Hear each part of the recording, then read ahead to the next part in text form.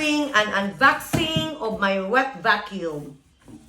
Few days ago, I had a flood in my basement. Not a flood, water because the sink clogged and it was overflowing. And I spent too much time mopping the floor.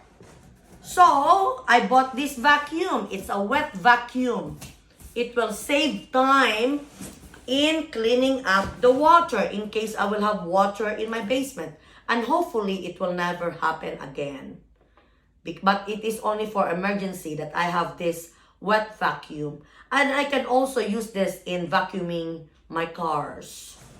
So, this is it.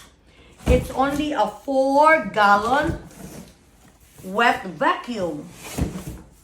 So hopefully, this is good. To unbox this, I'm going to throw the boxes because I have no more space for boxes in the house. And I'm going to put this in the basement, and that's where I do my work home job. $113 plus taxes. Wow. I thought this is small. And this has wheels. And this is not only for wet, this is also for dry. I think the attachment is here. You attach it here. You attach it here. You attach it. And then you have all these nozzles. You can connect this one.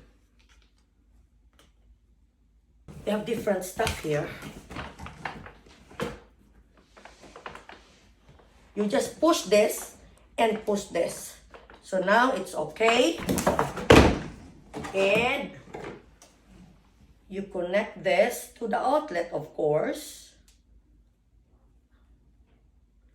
The reason I bought this is it's only 4-gallon because they have different sizes. But 12-gallon is too big for me. So I can still use this when I vacuum the cars, which I usually don't do. See, you have a nozzle, a connector. You have like 3 connectors and another one here. You just have to, there's a thing here, you push like that. And then you push, it's connected. So it depends where you want to vacuum.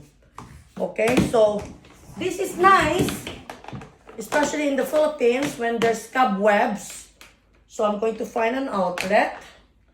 So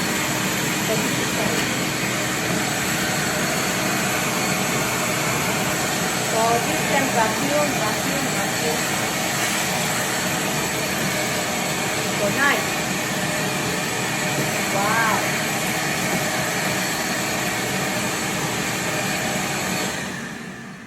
We have vacuums here, but it's not for wet. This is combination of wet and dry vacuum. For it by putting it here. That's it. And also, there's another nozzle here. And there's a space here.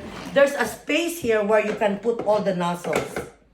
So, this is nice. Thank you for watching. Bye.